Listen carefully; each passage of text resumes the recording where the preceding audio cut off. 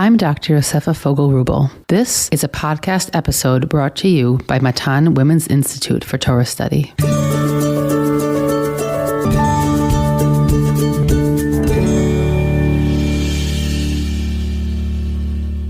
Our Vayikra series, Kedushas in the Details, explores the way the laws in the book try and elevate each of our most basic human functions: food intake, bodily functions, relationships, spaces of worship, and time. This year I'll be taking a particularly honest and candid look at the way these laws do or do not yet function in our lives. Today's episode has been sponsored in memory of Deanna Lubin, Dina Chana Bat Rafael Meir Uminet, on her 8th yahrzeit, dedicated by her family. The yahrzeit is on Kaf Daled Nisan. I remind you that sponsoring a podcast is a wonderful way to mark any occasion. Write me at podcast@matan.org.il or check out the donation webpage on the Matan website or contact the office directly. Parshat Acharei can be divided into 3 parts. The first section treats what we now call the Avodah of Yom Kippur, the atonement process the high priest, the Kohen Gadol, performs, even though it is never explicitly called that by the Torah. This unit seems to be the culmination of the unit on bodily impurities, where we have a rite that can absolve all the impure ills of society. There's something incredibly moving about the idea that while individuals can go through their own purification processes and rites, that the representative member of the purified community, i.e. the Kohen Gadol, once a year is there to hold them and all that they've experienced. The second section of the parsha treats the prohibition to slaughter outside accepted precincts of the temple, another boundary clarification in the wake of Nadav and Avihu's death, as well as the ways to deal with the blood of the animals that are sacrificed. Once it is made clear that we are not allowed to eat this blood because it represents the life force of the animal, we must learn how to dispose of it, what to do with it. Interestingly, this section relates to several other issues in the Torah. First, it sheds light, according to some, on the allowance to eat meat, seemingly putting more boundaries on what was allowed in the post-flood world. The word ta'ava, basar ta'ava, or the meat of desire, is used here, which is also interesting to think about how it frames meat eating and also how it connects to the section that follows about sexual desires and sexual relationships. Additionally, the perspective on blood, that it preserves the life force, explains for the first time in Vayikra why we might be treating women's monthly bleeding so seriously. The third section opens with a general warning not to behave like the Canaanites. While the text here only treats prohibited sexual relationships, in the other books of Torah, we will be warned not to follow the dress and pagan aspects of their lives and beliefs as well. Today, I am excited to welcome back my friend, colleague, and returning podcast guest, Shayna Goldberg, who teaches Israeli and American post-high school students and serves as the Mashgicha Ruchanit in the Migdal Oz Beit Midrash for women. She is a Yoetzet Halacha, a contributing editor for Deracheha, womenandmitzvot.org, and the author of the book, What You Really Want, Trust and Fear in Decision-Making at Life's Crossroads and in Everyday Living. This is Shayna's 4th or perhaps 5th time on the podcast. Shayna, it is a pleasure to have you here. So great to be back here too, Yosefa. So the reason why I really wanted to have you back here, Shayna, for this episode is because I wanted to sort of do a follow-up to the episode we did last year on what was then a connected parsha of Tazria Mitzorah. And we tried to sort of flesh out what a sort of a sexual ethic or sexual ideas that were being brought to our attention or trying to be, taught to us through the different halachot that sort of govern our sexual relationships, both the prohibited and the permissible relationships. And today we're sort of coming back here again to speak about what I think we maybe can call sort of the central fence, which is a nice translation of the Hebrew, the gader, around the both the laws of nidah and prohibited or currently prohibited sexual relationships. So let me just say that really clearly, that today we want to speak about, when it comes to single men and women, the topic of Shemirat Negiah, which we'll speak about how that relates to all this and where that comes from. And we also want to speak about the Harchakot, which are sort of also this fence around the halachot of nidah. So we are going to sort of divide our conversation into 2 parts today. First, speaking about Shemirat Negiah, which again relates to this list of these, I think, prohibited sexual relationships, and then afterwards focusing on married couples, and both a little bit halachically, but also really sort of from a broader philosophical, maybe hashkafic perspective on them. So Shayna, to start off our conversation today, I what's interesting is that I sort of divided this conversation into 2 parts, but in reality, these 2 parts actually emerge from the same text. Okay, so why don't you bring us into that text and sort of the way the halakha develops? Absolutely. So this all comes back to chapter 18, Parak Yud in Vayikra, Parshat Acharei, which discusses the long list of arayot, the list of illicit sexual relationships that include incest, adultery, and also a nida, a woman who has menstruated and has not yet immersed in the mikvah. And that issue of a woman who is a nida becomes the basis of both parts of the discussion that we're hoping to have today. It's the root of why couples who are single and dating or engaged are not yet able to engage in a physical relationship, and it also stands behind what's known as the topic of Harchakot that applies to married couples. And it comes from the pasuk that serves as the koteret, as the heading for all the arayot, which is ish ish al kol she'er b'saro lo tikravu legalot erva. It tells us that when we have a relationship that is forbidden, you shouldn't approach lo tikravu legalot erva. You shouldn't approach that person to reveal their nakedness. But we could take note that there's an extra word here in the pasuk, because usually it could have just as easily said lo tigalu erva, don't reveal their nakedness, and instead it says lo tikrevu, don't approach them to reveal their nakedness.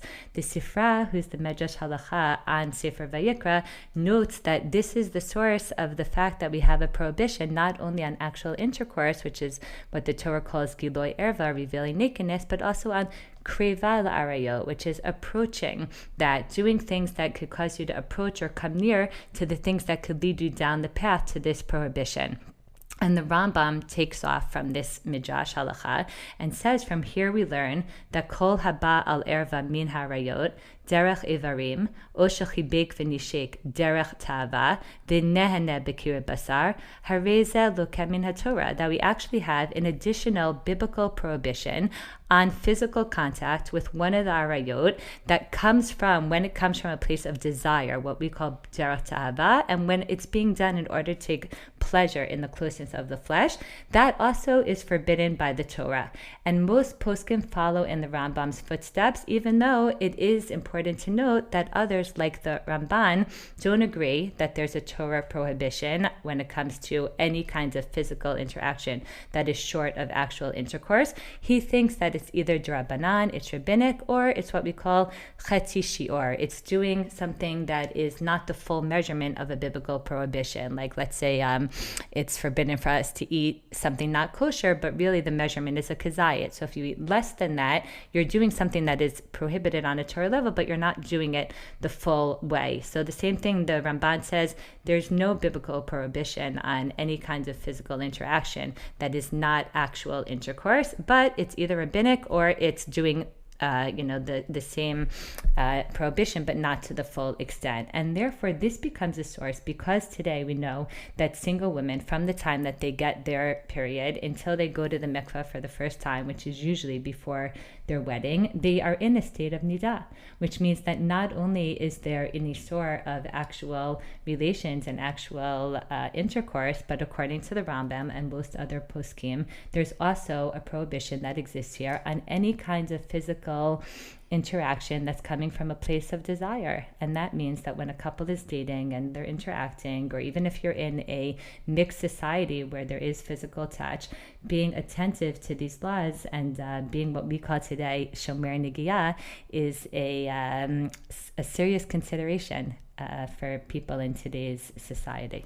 So I'll add in one piece, as I'm sort of going into my sexual educator hat for a moment, that the Rambam and those who agree with him slightly serve something that I hope many of us are speaking about, which is that the idea that the real deal is only the intercourse, according to those like the Ramban, to me is a concept. It's an idea that goes far beyond the Ramban. It's very pervasive in the world, that like there's the real thing and then there's the other stuff. There's the other stuff that comes before, the other stuff that comes after. We're taking this broadly. We're also going to be talking about people who are just dating, and it could just be holding hands. But I'm just saying, even in a full sexual relationship, there's something about the Rambam that I think serves this I think a bit of a healthier idea, which is that a sexual relationship is the whole bit. Meaning, I like how you use the word intercourse as opposed to, let's say, sex, right, which is the much broader term to describe a whole host of pleasure-creating experiences between a couple. So I was saying I like the Rambam. Well, it's very difficult because he's broadening. He's very difficult for the singles that are dealing with this, and this is a tremendously difficult issue that we'll talk about. For a married couple who does have the zchut of having permissible times that they're of their month or of every month or for many more than 1 month, I like this idea better, that we're not differentiating between the active intercourse versus all the other elements of the sexual relationship. So that's just throwing in that piece. And I do also just want to add that today, when people throw around the term Shemirat Negiah, they're generally using it to refer to everything, meaning they're lumping together both, heavy physical contact, like what we would call a hookup connection or something that is more serious kind of physical interaction, in the same breath that they're talking about casually touching somebody or giving someone a handshake. And it's all kind of lumped together in this broad term Shemirat Negiah, when really the halakha knows very well how to differentiate between different kinds of touch. And sometimes we do a disservice by talking about it all together, because there are actual touches that are permitted. Going to a doctor, even of the opposite gender, will be permitted. Standing on a crowded bus, even if you are, very much rubbed up against somebody because it's just crowded, like that would be permitted. And we shouldn't think about all kinds of touch in the same category. The Torah definitely doesn't, even though people like to talk about it all as Shemirat Negiah. That's why to me it's also noteworthy that the Rambam makes an effort to say that we're talking about an interaction that's derech ta'ava v'nena b'kirub basar. Yes. Even when we talk about something here that some people think is also d'oraita, biblically prohibited, they're talking about a very specific type of physical connection.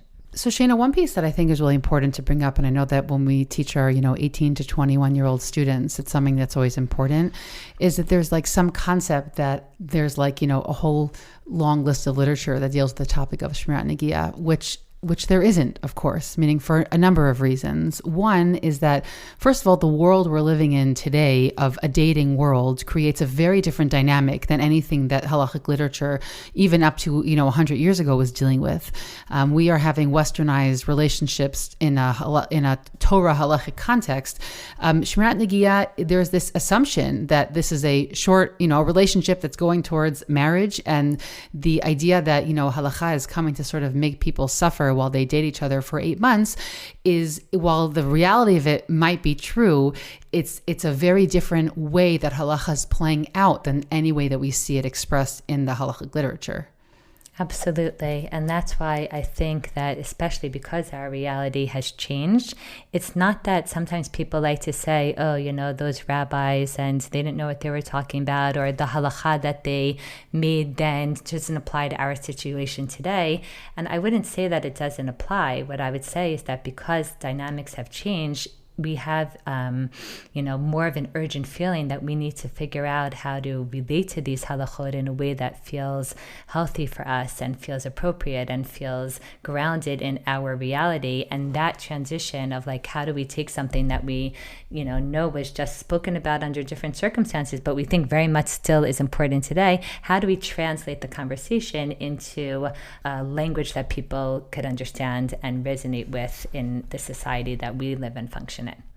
So I guess I'm curious, since I know that you really do this for so many people, sort of what are some of like the broader ideas, or I would even say like philosophy surrounding the topic of Shemirat Negiah, again, now specifically for single couples or just single people, that you think about or like to share with them? It's definitely a topic I think a lot about. That I teach it in Migdaluz, and before we made Aliyah, I also taught it to seniors in American high schools. And it's something that obviously comes up all the time in conversations with couples who are dating and who are trying to navigate this area of halacha. And lately, I'll add, it's been on my mind even more than usual, as my friend and colleague Lori Novik, who's also a Yoetzet Halacha here in Efrat, and she's the founder and director and head writer of the website Dracheha, which is a website that the two of us work on together. We've been working on an article on Shemirat Negiah for the site, and we've been brainstorming together about how to present this topic in a way that feels authentic and feels comfortable to our readers. And it's a very different experience to put something into writing than it is to teach it. Because when you put something into writing, you really have to think about, how do I want this to go out to the world, when I know that I'm not necessarily going to be able to have that follow-up conversation, and I won't necessarily be able to explain, oh, no, that's not exactly what I meant. So you have to make sure that you could really stand behind it. So in answer to your question, especially because it's been so on my mind, I guess I'll start by saying that I personally don't like to ever be in the business of trying to convince people that keeping halakha, whether it's very challenging and sensitive areas of halakha like the ones we're discussing today, or even areas that are less loaded, like, Shabbos, for example. I never like to be in the business of selling people on some concrete benefits that I think, they're going to get from this, because I really just can't guarantee that for any individual or for any couple that, that it will give them what it is that I say I'm promising them. And yet, these are the halachot that we're supposed to be observing. So while I don't want to sell anyone on something that I can't guarantee, I still find it very important to figure out ways to talk about these areas in a way that will give people strength to be committed to them without creating also negativity around their own natural desires and urges, or around the relationships that they're in and trying to build. So the way that I personally try to do this is by encouraging people to seek meaning in ways that are helpful specifically to them. And obviously for every person and for every couple, that's going to be something different. But I'll share with you 3 underlying ideas that I find meaning in when it comes to approaching these halachot. The first one, I think, grows out of the fact that, as you said, we really don't see Shemirat Negiah as a term come up in the sources. And I think there's a really good reason for that, which is that when you talk about the term Shemirat Negiah in a vacuum, it sounds like our halakha believes that you should be abstaining and guarding yourself from touching anybody, as if that's a value of ours. But when you look at the pasuk that I quoted earlier as the source of this area, and you see that it's talking about much bigger, greater area of intimacy and sexual intimacy and positivity, I think, wonderful things and permitted things, but with the right person at the right time, then we realize that it's not that we're coming in a vacuum and just saying touch is bad. It's that we're saying actually touch is wonderful and great, and intimacy is a very important and meaningful area of our lives, but it has to be with the right boundaries, with the right people at the right time. So for me, a first area of meaning around these laws is connecting them to how we think about boundaries and self-discipline in general, right? And I mean, the two of us know from working with a lot of couples that healthy relationships depend on healthy boundaries in all areas: physical boundaries and sexual boundaries and emotional boundaries, and what we share and what space we need, so that people feel safe and they feel respected within their relationships and within their interactions. So when we're looking to set what we feel will be appropriate boundaries, it's always going to be a mix of our own personal needs and wants and limitations, together with external values and standards that are important to us. So when I talk to a religious couple who cares about halakha, obviously if someone doesn't care at all about halakha, then it's a different conversation. But when we're talking about a couple that in general sees themselves as within the system, I always make the point of saying that on the one hand, first off, it's very important to recognize and be aware that it's not natural for us to want to set limits on our physical relationship when we're dating someone that we, feel connected to and close to, or obviously if we're engaged. And it's okay to acknowledge that. It's okay to say, I always, and someone says this is so hard and it's not natural. It's absolutely, it's so hard and it's not natural. We don't have to pretend that it's easy. And at the same time, we know that the halakha believes that in many areas, the way that we elevate ourselves and bring in a measure of holiness, which is something we also spoke about last year, is when we set boundaries and we don't just let natural desire completely overtake us, but we harness it or we direct it or we channel it in ways that are meaningful to us. So I find that it could be very helpful to be open and honest with couples and to help them figure out how to talk it through with each other. The fact that sexual tension is real and we feel that pull to each other, and it's built in, it's an inherent part of the relationship. Like, I wouldn't want to hear from a couple that this is a non-issue for us. Like, you want to know that this is something that they're feeling and that they're experiencing, and that's a challenge, and because that's the way that it's supposed to be. But I also want them to realize that it's not that, okay, if we just give in to that feeling and that tension, that's going to quiet it for us, and then everything's going to be, easy and not a big deal. Often the opposite is true, meaning we're humans and there's physiological processes that are happening and unfolding. And sometimes once you start something, it's not that it's impossible to stop that, but it's definitely a lot harder. And I think that a lot of couples find, like, let's say they're in a Shemirat Negiah relationship and it's hard, and they think like, okay, if we just didn't have this boundary, then this would be a non-issue.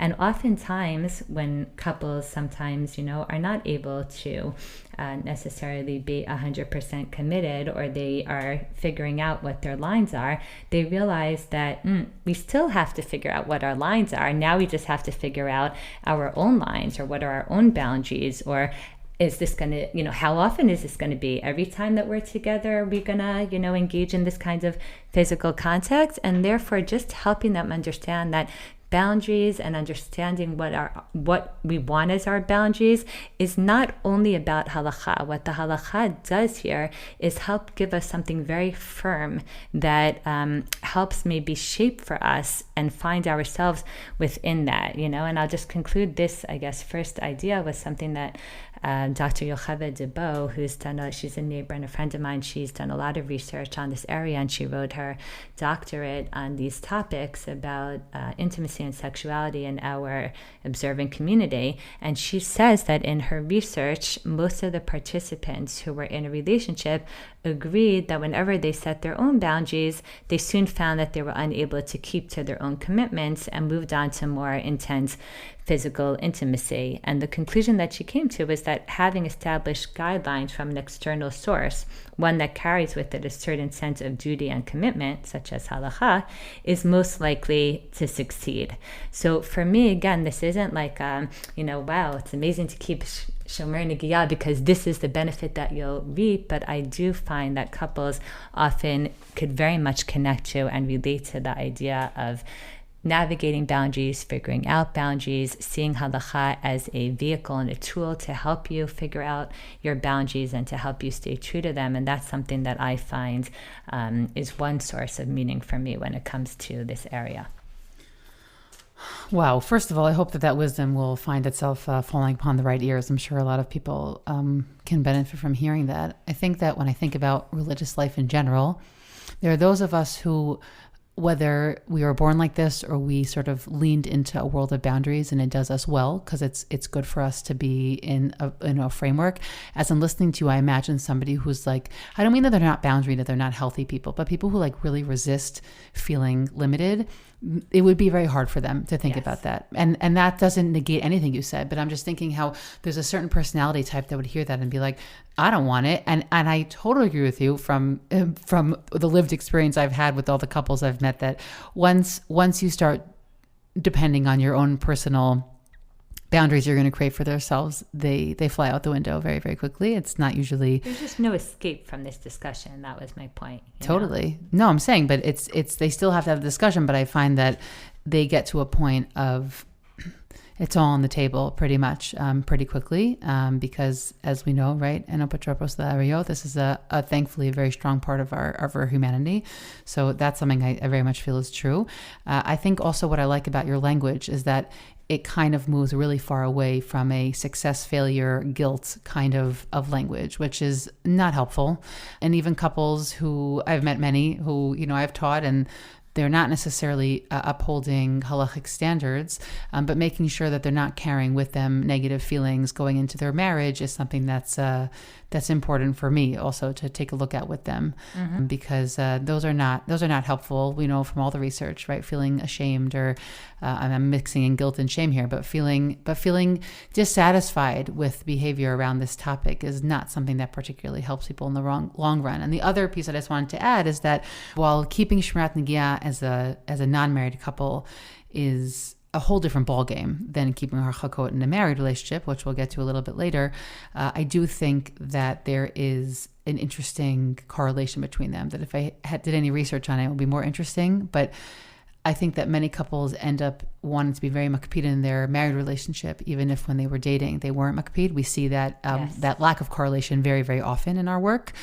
In the same regard, I think practicing with boundaries before you get married is also, as you said, not guaranteeing an outcome, but we will have to negotiate boundaries in our married life as well, whether somebody is keeping Hilchot Nida every month or however often it's coming up for them, or just in general in our relationship with our spouses. Like, it's not a topic that's going to disappear once you get married. Exactly. I'll just say a last piece, which is that I think for those who want to feel freedom in a system with boundaries, I think part of the art form is how to keep these halachot without it feeling like they are a chain around you. And I think that there are ways to go about that and ways to think about it, and you're starting to explore them. But I also think as a married couple, it's something that couples, sort of experiment with over time, like how to frame the way these halachot function in your life so that it's obviously a central feature of what governs your sexual intimacy, but it doesn't have to be a constant feeling of being in no yes, which also we know from our experiences at work that's not necessarily a healthy frame either. Yeah, absolutely. I agree completely with everything that you're saying. And I think, I guess the way that I was thinking about that first idea is sometimes just understanding of that the need for boundaries won't disappear just because you decide that these halachot are not something that you want to bring into your relationship. You're just going to need to find your own boundaries. We can't escape from this, as you said. It's not something that we're not going to have to contend with in whatever way that we do. And that helps people, I think, realize, okay, so if that's true and halacha is important to me, so then maybe I could rethink my perspective on how I thought about the idea that there's a boundary to begin with at all. Something else that I think is underlying these halachot that could be important and helpful to focus in on is just the halacha's awareness of different interactions and dynamics being right and appropriate for different times. And I think that, especially in the world that we live in today, that ability to treasure and value each stage for what it is, I find that we're always like rushing to get to the next stage. This is true in all areas of life. You could choose any area, like a professional, let's say, career path. But let's talk about in terms of relationships. People start dating and then they just want to be in a serious relationship. And then they're in a serious relationship and they just want to be engaged. And then they're engaged and they just want to be married. And then you're married and you're like, okay, like what now? Do we want to have kids? And there's something about the halacha here that I think is asking us to slow down and say, listen, every stage has its challenge, that's for sure, but every change also has its beautiful part. Every stage also has something that you could really kind of treasure and enjoy and try to appreciate. Now, in the dating stage, the cheshek, the desire, the build-up, the sexual attention, the excitement, the anticipation is actually something that sometimes when couples are married, they find themselves thinking back to a lot. Remember when every little gesture, every little like slight brush, by accident against each other is meaningful. I remember someone telling me that she and her husband dated in high school, and then they were married for a few years, and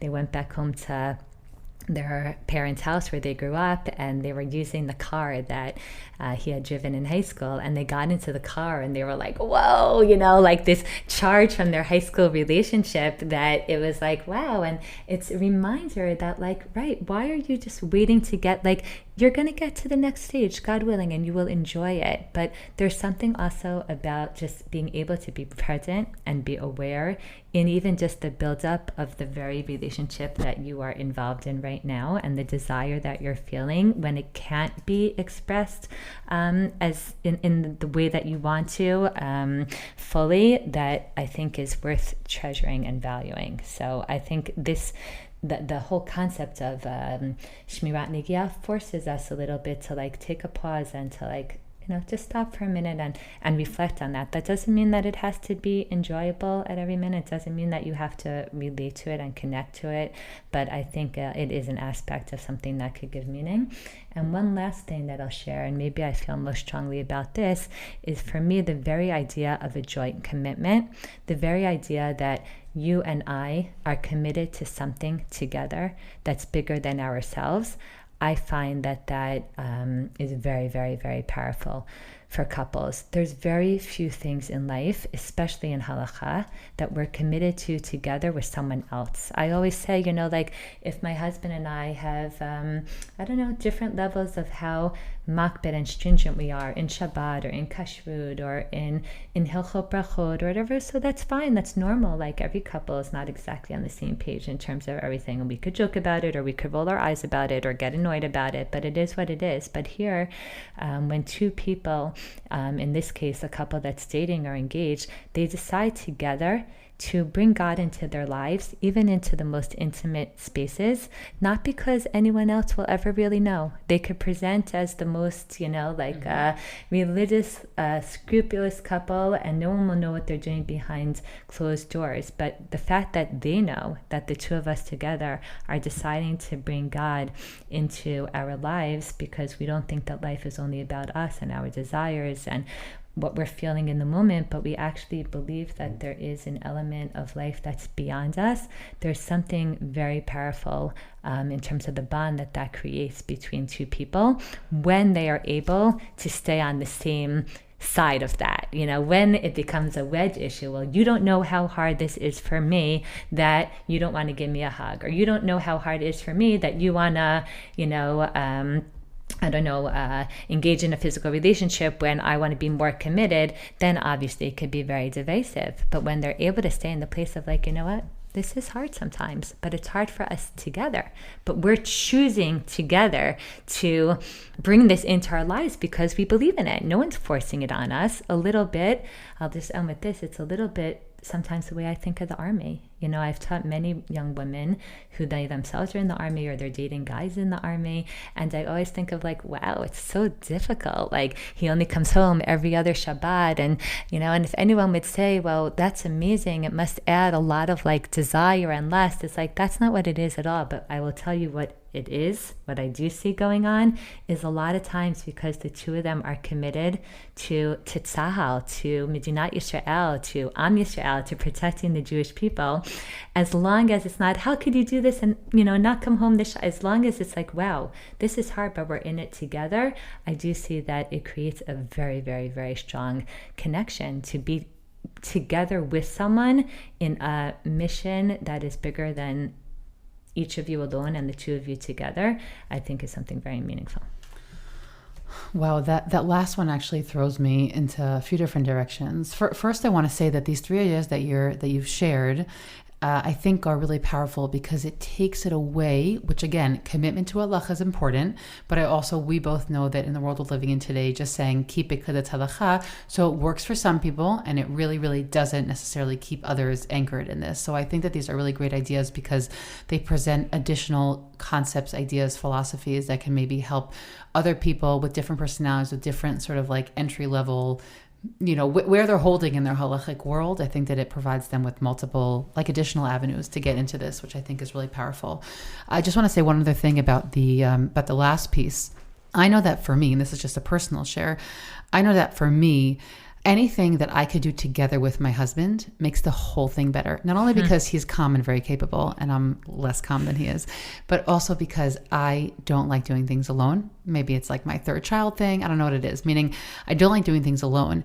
And I love that idea because I know that in my life, nothing to do with topics that we're talking about now, that has been a key for me doing things without feeling resentful or angry, right? Whether it's Shabbat preparations or it's dealing with all the kids' extracurricular activities, like we're both both on the WhatsApps. Like, I cannot do this by myself, like there's and feeling that meaning I'm pointing to it from a fault in myself as if there's the next page. We're in this together. We're in this together. And I think that in theory sits at the root of creating a family, meaning that sits at the root of it is that we're doing this together. One person is charged with the pure, physical aspect of it, certainly in the beginning, but, once the baby is out into the world and largely weaned, like, this is a joint proposition. And to me, that's also sort of the psorah. It's like the I think, to me, part of the tikkun that's happening in the world today, where fathers are, much more involved than they were then.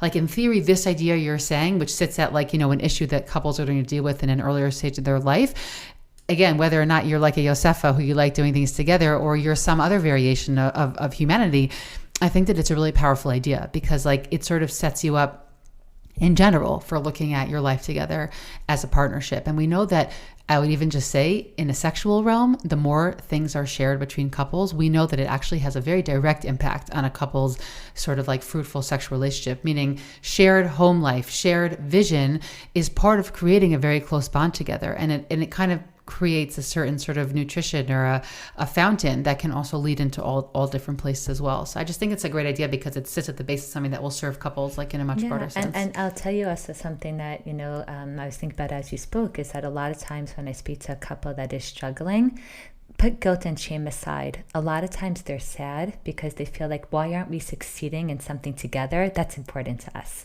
Again, if a halach is not important to us, we're not, it's a different story. Yeah. But when they say that Avodat Hashem is important to us, they want to be able to succeed together. And in the end, they don't feel often that they feel like they're losing a part of themselves, an integrity to themselves, and therefore helping them be able to verbalize that and get on track, not because this is the right thing to do, but because, look, guys, as great as physical intimacy is, you're not happy right now.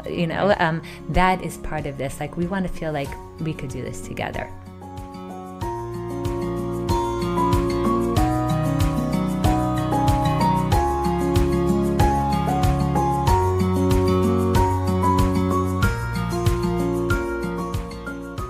So Shayna, I kind of want to transition our last sort of section of the episode today into married couples.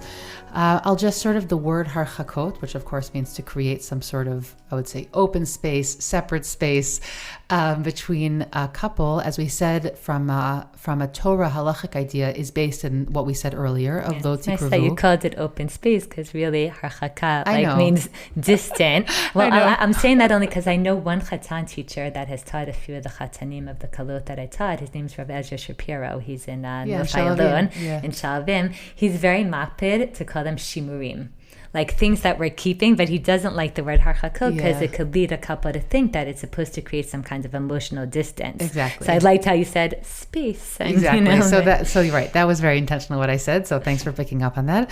So, this is a system. It's a catch-all phrase for a whole list of halachot. It's a whole list of halachot that don't all source from the same time period. We have a whole bunch that source from the Talmudic period, perhaps some of them also from the Mishnaic period.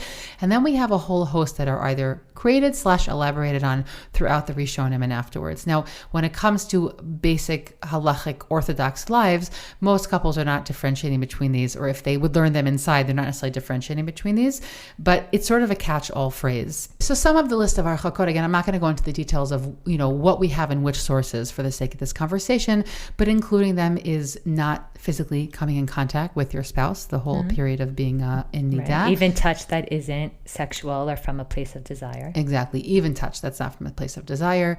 We have not sleeping in the same bed with one another. There's a much longer list. Yes, I like usually to speak about them as referring to sleeping, eating, and sitting. That's kind of like how I organize them in my brain.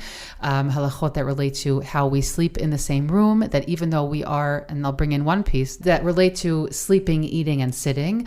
How we serve, do we not serve directly? That there's a slight non-parallel track between what men and women can do for each other. Again, mamash like a general concept here that we can be served food or by our spouses, and there's slightly different halachic nuances here, but that we're not supposed to serve directly. A woman shouldn't serve directly to her husband. So there's different halachot that are relegated to how they're eating together, how they're sharing a table, assuming that they're the only ones at that table. Once they're not the only ones at that table, a lot of these halachot also will not apply in that same way. As we said, to do with sleeping in the same bed or even sitting on each other's bed. There's also halachot that are relegated to that realm. Sitting together in shared spaces, whether it's on the same couch or in the halachic literature, they like to talk about some sort of wagon in certain cases. But the point is, what you're sitting with each other on one space where you could feel the weight of the other person. And another, also famously, passing from hand to hand, which is another of the harchakot that comes up and that is very prominent for couples in figuring out how to navigate, like how they do life together when they're not necessarily passing from hand to hand. And there are others, but those are sort of, I think, some of the main harchakot that come into play. So whenever I teach couples, so I say that, look, among all the different elements of Hilchot Nida, this is generally very hard. This is of the harder ones. It creates, as you said, it has the potential to create not only physical distance, but emotional distance. And so I spend quite a bit of time trying to speak with them about how we can avoid falling into some of those spaces. On one hand, our physical relationship is a central, critical, important, and should be hopefully a wonderful part of our relationship. And we are eliminating a very basic way of communicating. Humans need touch, even if it isn't your dominant way of expressing love. It is something that definitely one feels is lacking. I think that is just a feature of these halachot, and different people experience them in different ways. On the other hand, one piece that I do like to think about is the fact that I like the fact that the harchakot are not only related to what happens in a couple's bedroom, meaning on one hand it's limiting, and that could be frustrating or difficult, and something that a couple simply needs to learn how to communicate around. Meaning there's an element here of trial and error, of figuring out how to go about it, how to live with these halachot, and figuring out how we can both continue to communicate, show love, and be loving with each other while having some of our basic tools sort of taken out of our toolbox for a certain amount of time. On the other hand, I think that it also and this isn't something that I think is particularly comforting at every moment, but I think that as a broader philosophical idea, I like the fact that we're being reminded that we express our love for each other and our intimate relationship in all different ways, in all different spaces. And yes, there is something that is intimate about, again, not necessarily sexually intimate, but there's something intimate about me handing my spouse a coffee that I made for him, right? Or handing something hand to hand. When a couple was dating and they sort of, as you said before, they like brushed hands, or they sat next to each other on their bus, or these little gestures are significant. And on one hand, it could be hard to emerge from that sensitive space when you go back into the permissible section. On the other hand, I do like that it creates a little bit of a sensitivity surrounding that, reminding us that those gestures are things that bring closeness. And so it's not just about, is a couple having an active sexual relationship right now, but it's all of the loving, intimate, and yes, sometimes sexual elements that sort of surround it, that I think is something that to me I find meaningful. Doesn't mean that it makes one like keeping the harchakot. That's not at all what I'm trying to say. But on a philosophical idea, I want couples to think about their intimate relationship as going far beyond what happens in their bedroom, because to have a loving, again, I'm totally blurring the lines here between sexual and non-sexual, and I'm doing that purposefully because I think that that's part of what creates a healthy sexual relationship, is that being very harshly boundaried between what happens there, what happens outside, can sometimes make those kind of transitions very difficult. So if we're remembering that we love each other and we're giving each other a hug in the kitchen and touching each other there in a loving, maybe more or less sexual way, okay, but it also makes this concept of being physically intimate with our spouses in a place that's quote unquote defined as sexual to be a much less of a big leap. And so it's sort of like blurred. I like that the spaces should be blurred in general, and the harchakot remind us that it really does touch all these different elements. So interesting, because I very much relate to the idea that intimacy is not only in the bedroom, and that obviously for a couple to create a strong connection, it's about being attentive to each other's needs in all different realms. And when he asks you to pass you the keys and you don't just put them on the table, but you actually walk over to give them to him, there is something meaningful about that. Mm-hmm. Or preparing a cup of coffee in the morning and and putting in that effort.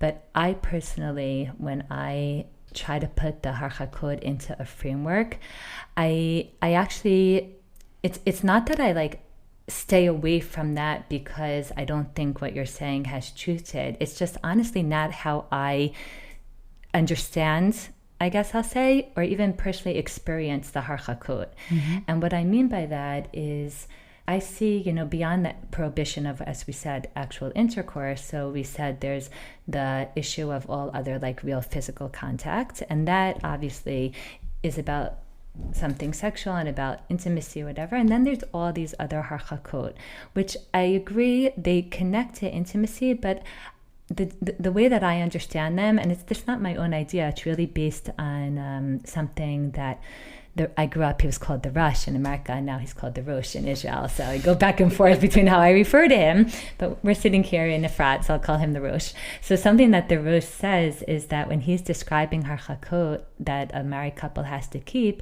he says that usually when there's a prohibition of intercourse on the table, the Torah has this great thing called an Isur Yichud, which is that, if you don't completely seclude yourselves, that is a really great safeguard and a really good kli, a really good tool to help you be able to remain committed to this. But obviously when a couple is married, that prohibition of not being secluded together doesn't apply. So in his words, he says, so bishvil shemityachet tzadrima, because now they are going to be alone together all the time. And here you have this cute little newly married couple in their new, beautiful apartment, in their bedroom, but they're just as prohibited to each other in terms of that sexual relationship right now as they were when they were dating. So he says, because yichud is permitted, asu geder v'siyag sheyiskor et nidoteha. They put in all kinds of like boundaries and fences. For me, the key word is sheyiskor et nidoteha, in order to remind them, oh yeah, we love each other and we're really attracted to each other and we have a great time together. But right now, there's certain aspects of our relationship or interaction that are off limits right now. And therefore, I see the Harchakot almost as like a system of reminders that are sprinkled throughout the day into different areas. So when I teach it, I break it up into areas that are connected to touch, areas that are connected to eating, like you said, areas that are connected to the bedroom, and then general behavior. And it's like, in every area, there's a few little reminders. And the way that I think of it is like, on Shabbos in a house, a lot of people put a magnet over their light switch. Now, if you don't care about Shabbos, you'll just come and brush that magnet aside and turn on the light.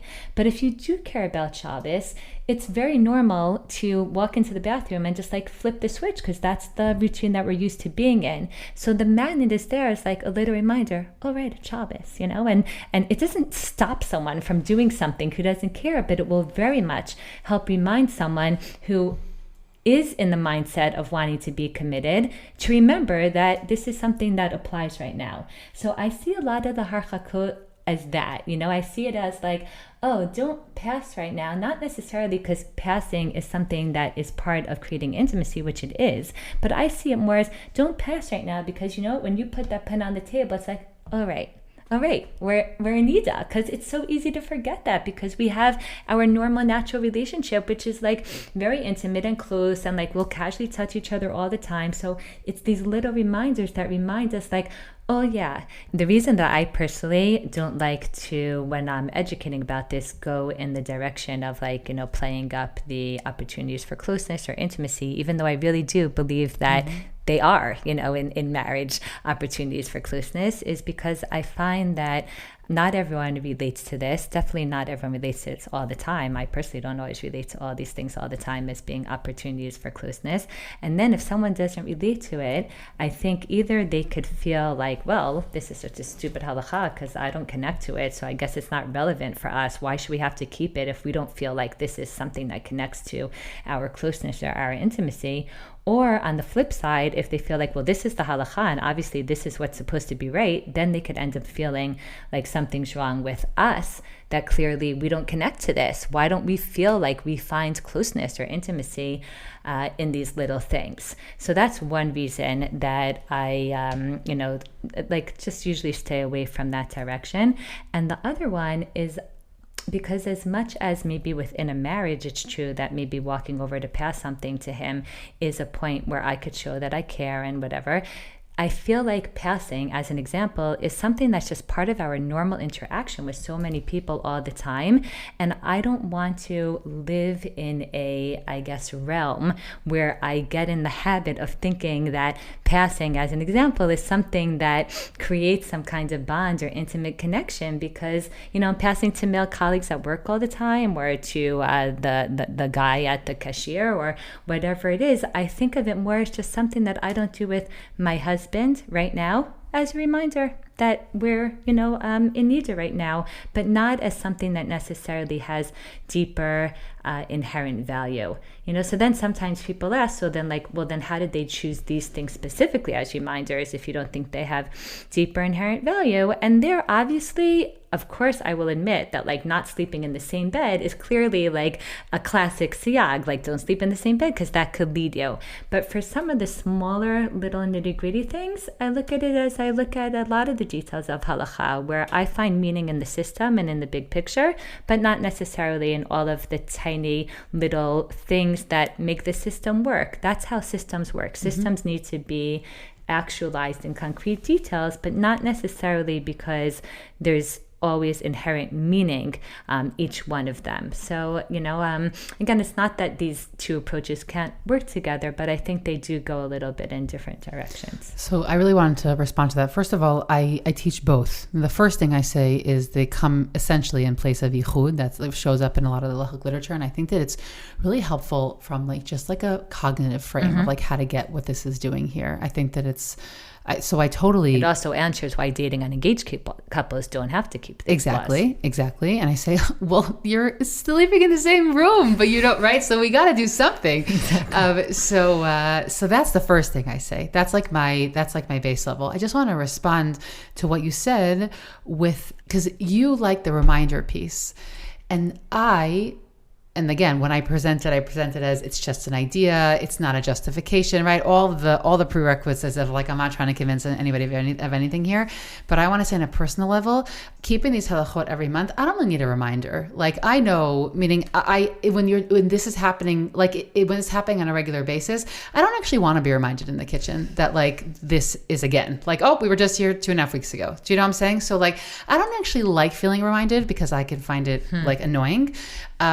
So I like the softness that's created of this is a potentially intimate context, and this is the time of the month that we're neutralizing the intimate context. I also mentioned a long time ago in the episode, I mentioned it earlier in the episode of this feeling of sometimes throughout a married life, there's just a need, and as a human life, a need to reframe things. It is, to me, it's part of reframing, the yes, no, or how to reframe so that there's something a bit softer about it. Something for me about a reminder simply feels annoying to me. It's not unpleasant. It's just annoying.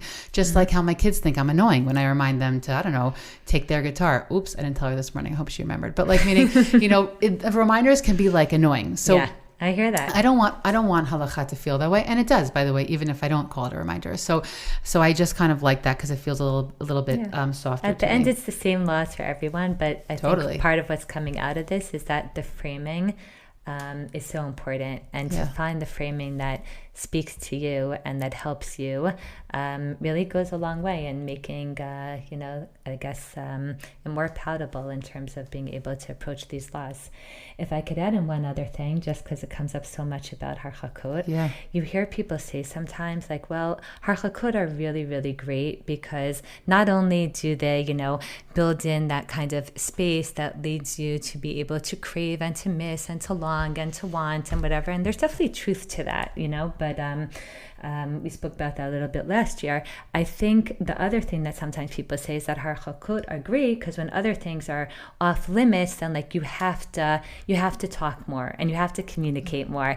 And it's hard for me when people say that because, first of all, don't try to tell me that something's great when it doesn't always feel to me great. It's like in Corona when people would say, wow, isn't it wonderful that all of a sudden we could have smaller weddings. It's no, this isn't wonderful at all. If you want to tell me that once it's here and we're dealing with it, let's try to find whatever meaning we can, that's very different than trying to sell someone on that it's wonderful.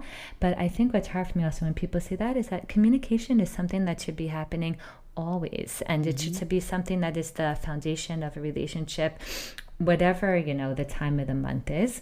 But if I will try to tap into what it is, what people are saying there, and this thing, I think it is worth it to mention, and I do try to raise with couples when I'm teaching them, is that it is very, very normal that when we have touch as part of our life, sometimes, and in a very good way, touch will, take the place of a much larger conversation that may be needed to happen. So, I like to give the example of like if I don't know, I stopped at my husband because he didn't take out the garbage, and then he's like, "Whoa, Shayna," and I'm like, "Okay, no, you're right."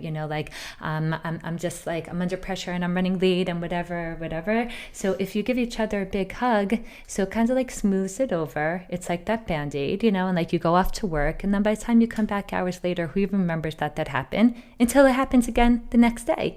Because really, when the garbage is overflowing, it's, for me, it's not just like, oh, the garbage is overflowing. It's like, well, in my house, my father always took out the garbage. That's what it means to be the man of the house, and you're failing in that. But I'm not even aware of that, because like we gave the hug and whatever, and everything's fine now. And sometimes I do find that when you don't have that hug, which is wonderful, I would never want to take it away from people, but sometimes when you don't, and you say to a couple, listen, when you're in Nida, it's like it needs to be like first and foremost on your minds that we didn't choose this time and we don't necessarily want this time, but if it's here, we need to find a way to make it as good and close as possible. So then when you come back from work and you're like, oh, it's still sitting on me, that interaction in the morning that wasn't so pleasant, sometimes you're like, let's go sit on the couch. What is going on with the garbage? Why is it such a trigger point? And that's when a lot of times you're able to get sometimes to that deeper place that should always be happening, even when you have the hug. But just, life and kids and work and things are busy, and we don't always take the time. So I don't feel like Nida is there for that. But once we have Nida, I think it is extra important that couples take the time to go deeper in those moments and not let distance build between them, because it could be that here you're backing up into your corner and he's in his corner, and then all of a sudden Sheva Nekiyim pass, and who wants to go to the mikvah and be with him when he doesn't even take out the garbage? But if you manage to have a deeper conversation and you're like, wow, this was so insightful, and all of a sudden I understand myself and I understand him, and this is where we're coming from, then it's like, wow, I feel so much closer to you. I feel like we understand each other so much better. I feel like we just did real work. We dug deeper, and like we got somewhere that was actually really significant and illuminating and eye-opening. I can't wait to like go to the mikveh and be able to express that now in a physical way. So again, it's that fine line between not saying this is why we have Nida, and yet saying once Nida's here, let's try to, make sure we're doing a good job at it. There's a lot of wisdom there, and we're gonna be wrapping up. I guess the only thing I want to add, because I totally agree with that. In general, I think that there are some people who their relationship, or one spouse of the relationship, really, really has a tough time with verbal communication, and that will present particularly challenges for those couples. Like there's a marked difference between how different couples deal with these halachot in their lives, and it's based on their skill set, on just the way they experience the world. There are some people that are really, really, really, really tactile, visceral people, and they're going to experience these halachot somewhat differently based on how that element of their life interacts with their sexuality, which could also be surprising. I also find that it's largely good to just have a curious attitude, and it takes a lot of time. And when I check in with my couples, I meet every couple I meet after she gets married, and there's no comparing the initial experiences of keeping Nida with how it's going to be a long time later. And please God, we're in it for the long haul. Do you know what I'm saying? And we're all gonna, have our moments. We're gonna have challenges. These are not easy. I think that many people experience a real test of their halachic loyalty surrounding these halachot more than we experience in other realms of our life. But I think that if we take it sort of as a life project and not every month, just like with a Shemirat Negiah, our halachic commitment, worthiness, and sense of self don't have to be on the line when it comes to keeping these. They're super deep. They hit at the most intimate parts of our of our personal lives and of our shared life together. But I think that if we sort of take it as something that we're curious about, let's like once in a while observe how we're behaving with this, and then we're able to tweak it over time and see how can this function better? How can we function better with these things? I think all of what we're saying is sort of like this big call, not necessarily to find meaning, but to try and do it, if we're committed to it, to do it as best as possible so that we can flourish as a couple. I feel like that's maybe like the line I really want us to take with us, is we want to flourish with this. We don't want to feel like it's squelching who we are, like it's deeply, and I'm sure I just want to say this, I'm sure there are many people listening who've been married a long time and who were taught a long time ago, Shayna, and I'm sure that they didn't hear anything like this. And so I just want to say for a moment, we feel you, we're with you. There is, part of the blessings of a much more open, developed world, both just emotionally and sexually also, like to have these conversations. We do hope that couples are being prepared a little bit better than they used to be. And I do just want to say that if you're listening and saying like, oh, wow, could have been great to hear this like 25 years ago. So I also just want to say that if it's still a part of your life, it's never too late to try and navigate these better. And like, we just want to have we want to be our best versions of ourselves now. And so I think it's just also, it could be helpful even now at this point in life. Absolutely. I love that. And I love that in general, both with Shemirat Negiah or with Harchakot, this isn't like a all or nothing kind of thing. It's processes that unfold over time. Your experiences evolve over time. Not each time feels the same. Every day is a new day. Going back to Shemirat Negiah, even if people struggle at some point, that doesn't mean they're going to struggle always, which is why, as you said earlier, we see many couples who struggle when they're dating and engaged, and then they're able to embrace this set of halachot when they're married, and to just kind of take that deep breath and say our goal is to navigate this as best as possible. Shayna, thank you again for coming on the podcast. It's always an honor, and it's always enlightening. So thank you. Always a pleasure to talk to you.